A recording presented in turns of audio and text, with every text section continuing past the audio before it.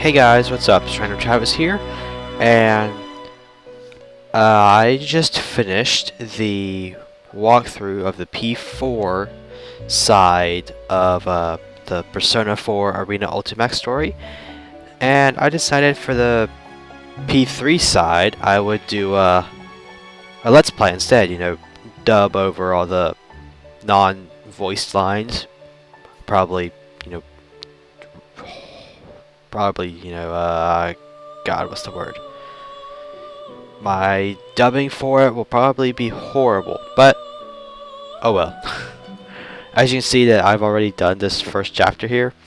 I recorded this once, and yeah, it didn't turn out well, so I'm going to do it again. Alright, let's get into this.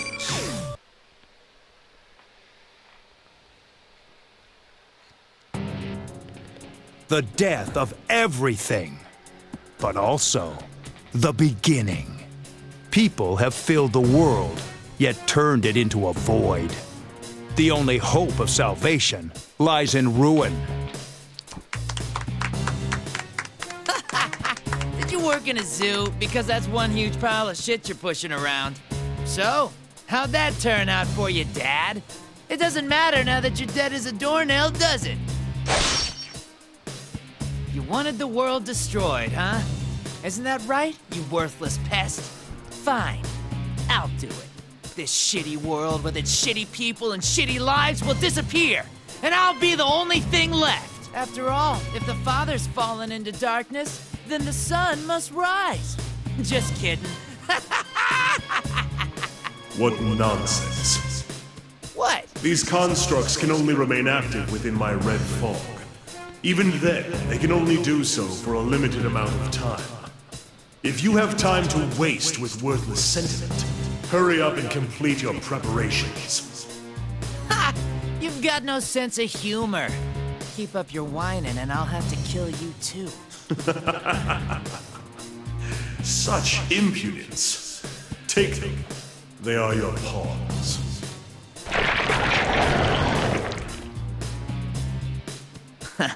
They're pretty well made. Fine, I've got the power I borrowed from you too.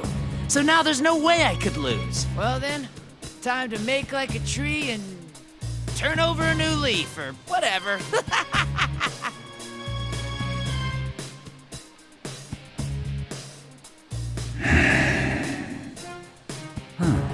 A puppet version of a puppet.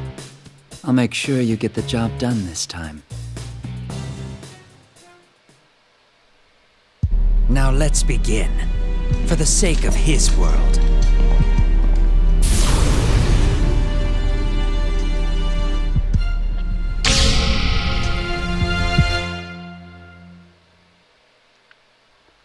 Okay, it's kind of creepy.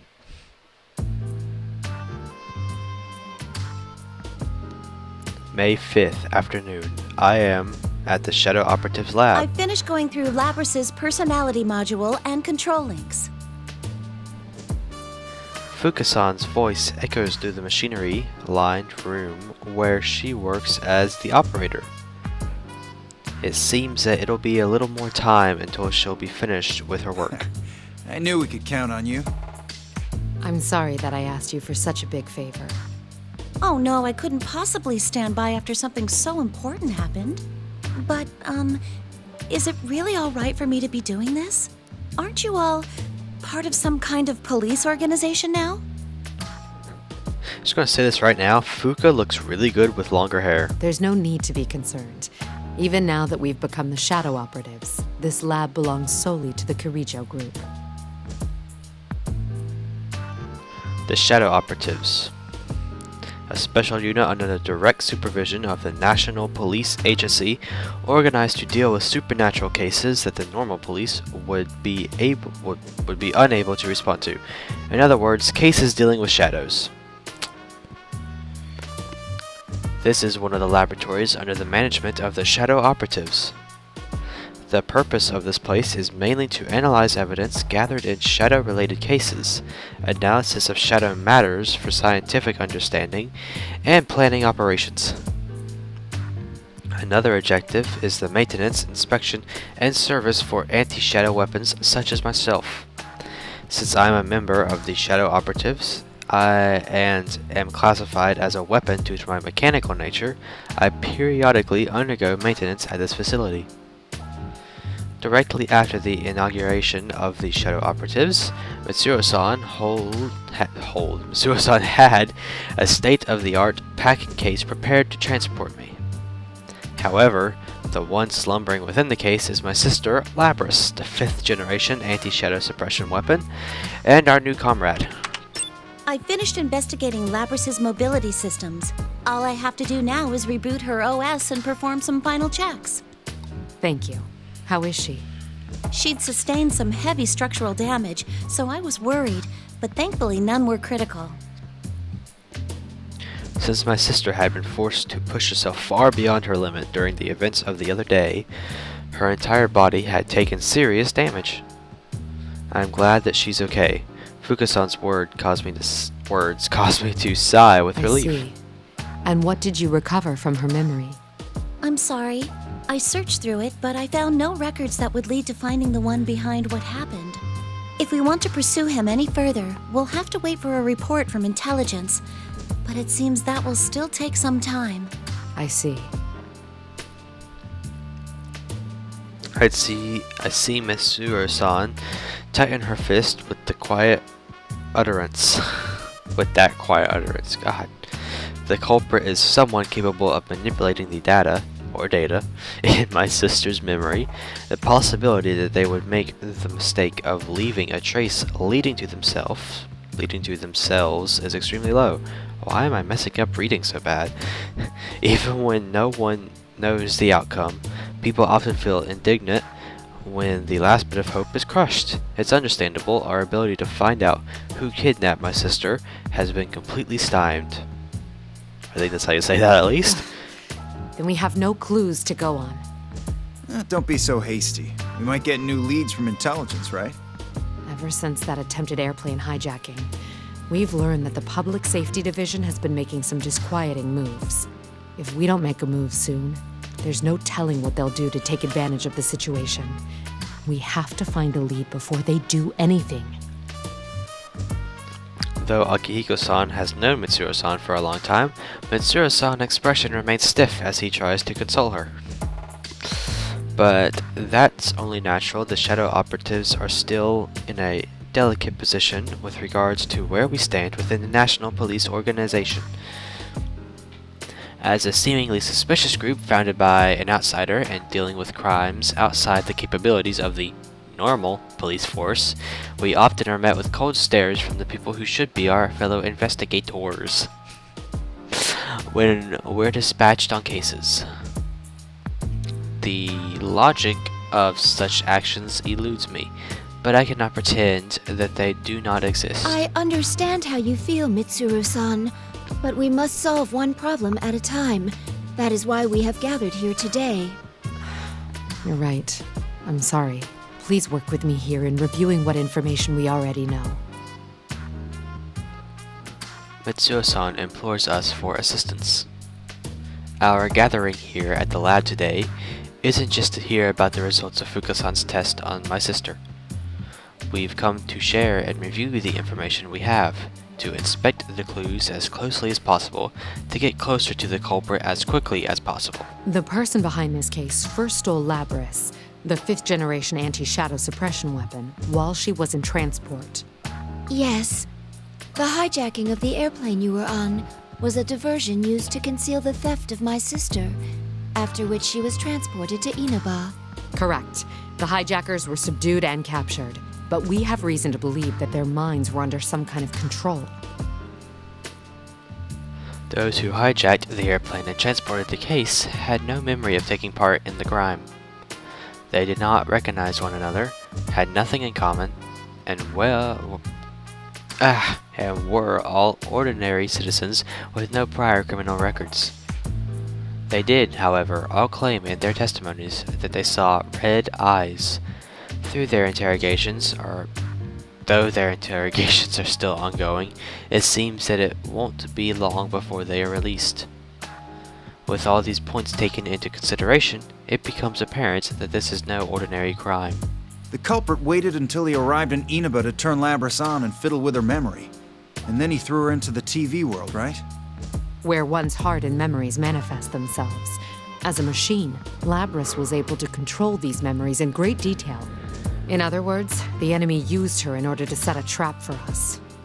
When we entered the television world in pursuit, we defeated her shadow and made indirect contact with the culprit. That person revealed that his goal was to steal our personas by making us fight each other, which would weaken our hearts and turn our personas to shadows. Once he'd accomplished that, he would combine them all so we could have even more powerful shadows.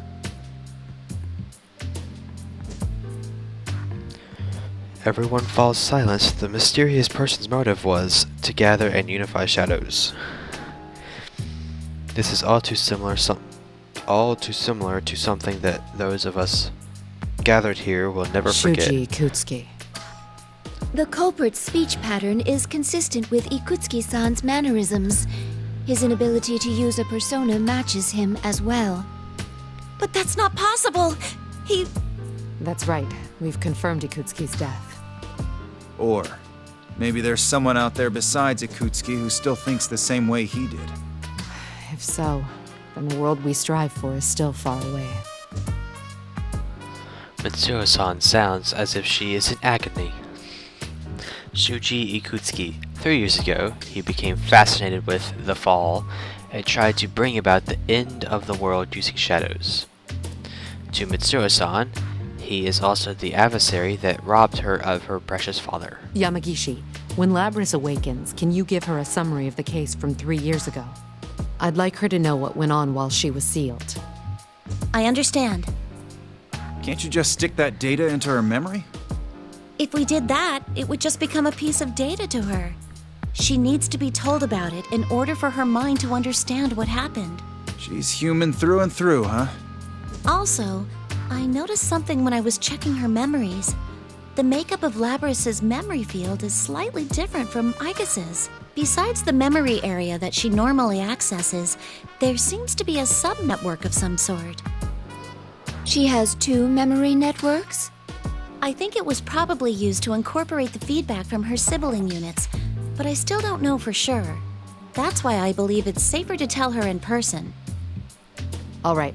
I'll let you tell her however you see fit. Regarding Ikutsuki, I'm pressuring staff to hurry and review the information, including the newly discovered quarantine server at Ergo Research. We never knew about the server in question before now, because it had been cut off from the group's network. It most likely has information that normally would have never left Ergo Research, such as data on top-secret experiments. Ikutsuki-san could be involved in this case.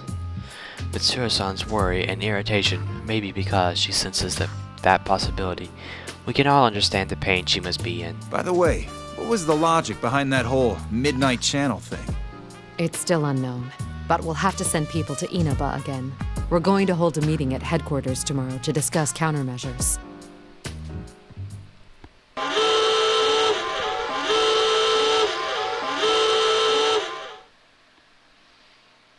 Suddenly, an alarm that notifies us of abnormalities goes off and reverberates throughout the lab.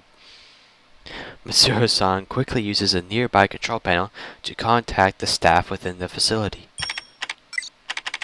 What's going on? The surveillance system detected a rise in shadow readings. It's currently stabilizing around a level 3 alert, located in that town of Inaba. What? Looks like he's shown up already. That saves us the trouble of having to puzzle this out. Yu-san and his friends are in danger. Mitsuru-san, please give the order to dispatch us. All right, we'll leave at once. Yamagishi, leave Labrys to Kikuno and accompany us. I understand. Well then, I leave the rest to you, Kikuno-san. Understood. Lady Mitsuru, everyone, please be careful. You know, I have to say, depending on either the P4 or P3 side, I like how they use the music from those games. Like right now, it's music from Persona 3, and the Persona 4 side of the story would be music from Persona 4. It's really a nice touch. One of Mitsuru-san's personal domestic assistants, or should I say maids, Kikuno-san, answers. Kikuno-san and Mitsuru-san have a stronger bond than that of any ordinary servant and master, and she is another of the shadow operatives. Her words catch my attention for some reason.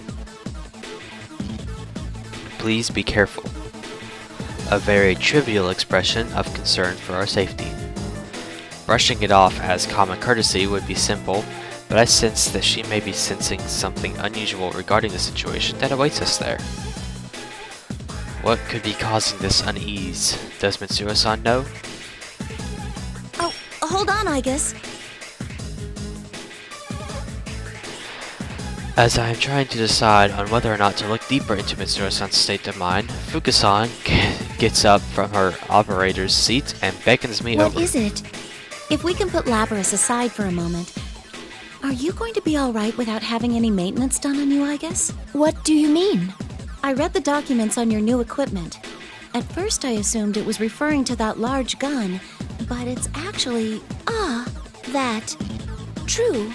There have been no tests confirming that it is capable of being used in an actual combat situation. But we face a powerful foe this time. Is it even possible? If even one thing were to go wrong... What the heck is this new equipment they're talking about? Fuka-san's face clouds as she looks at me. I can't be confident that I'll be alright, and I'm unable to tell her a pleasant lie to calm her down. In any case, I only pray that a situation that requires me to use my new equipment never arises. Both of us are tense as we prepare to depart. Milady, a change of clothes has been laid out in your car. I see. Thank you. I've also prepared Akihiko-san's favorite protein drink, and Fuka-san has been preparing a playlist suitable for a road trip in her room. Okay. Huh? That will be all, Kikuno. Very well. Pardon me. That's certainly interesting. As expected from Kikuno-san, she is amazingly considerate as a personal assistant should be, but she can be too thoughtful at times. We learned this for ourselves when she came to accept us as people who are precious to Mitsuru-san. Let's start this over, shall we? Shadow operatives, let's mobilize. Autobots, roll out. That's what that reminds me of. Thanks to Kikuno-san, the tension in the air subsides a bit, but we cannot allow our attention to wander just now. God, don't know why I'm having so much trouble reading this. Upon completing our preparations for departure, we immediately make our way to Inaba. Inaba. I hear it pronounced Inaba or Inaba. I say Inaba, because that's what everyone else should say.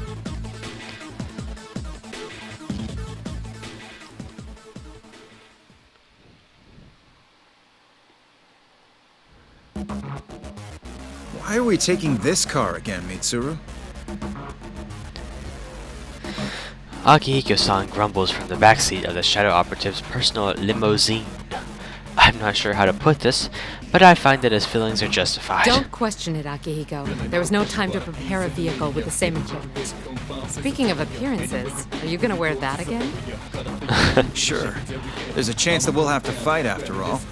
These clothes give me the flexibility I need. Impressive, Akihiko-san. You never change. Yeah, he never changes his clothes. Still, to think that the culprit would make a move so soon. We've completely lost the initiative. Indeed. We need to begin taking measures right now. And we hope no danger comes to Murakami and his friends. Mitsuru-san seems deeply agitated. During the car ride, she seemed distracted.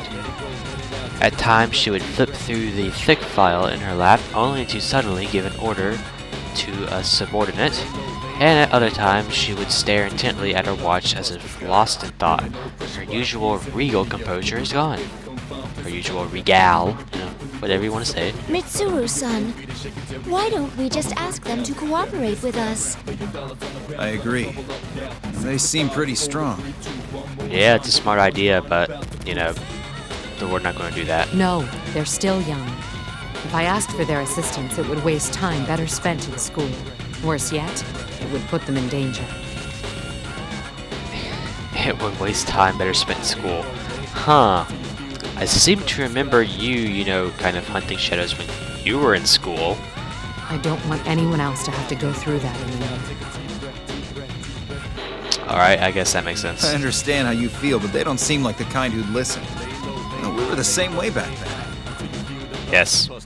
Yes, you were.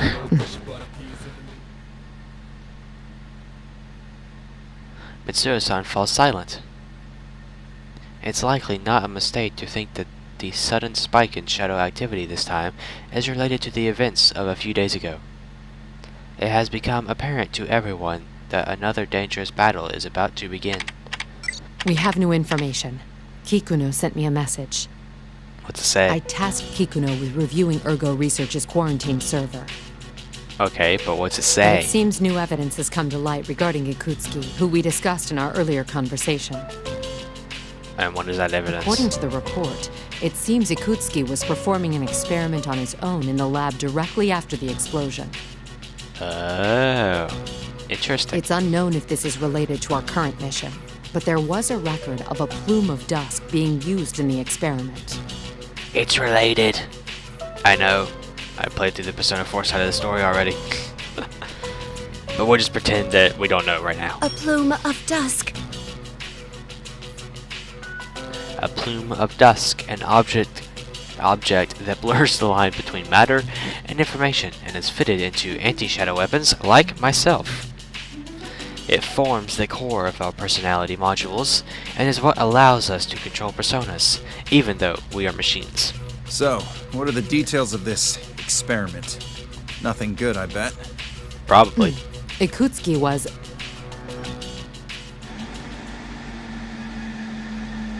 Okay. The limousine's engine suddenly roars, drowning out further conversation. It seems the road we are taking has begun to climb a steep hillside. As the car takes a winding road up the slope, I can look down through the window and see lush trees along the mountainside. Dots? Question mark. For a moment, I thought I sensed a shadow reading. Could it have just been my imagination? Yamagishi, tell me our current location. I thought the engine was drowning out your conversation. Whatever. One moment. I'm looking it up now. We're currently in Inaba Pass. We're almost at the target coordinates.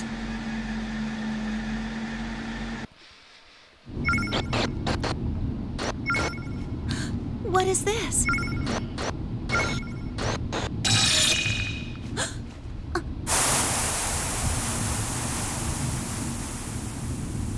Was that? What's wrong?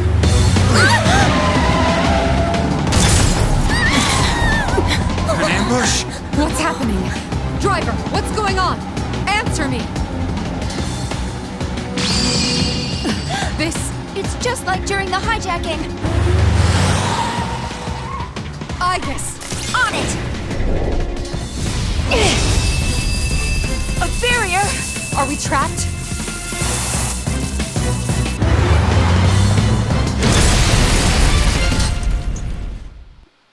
What? The limo just like flipped in a 90-degree angle when it hit the fence and broke through it. I don't even understand how that just happened. Okay. Well, that's the end of chapter 1, and next I will probably be playing through both of these chapter 2s just because they are both short. Okay, I will see you next time.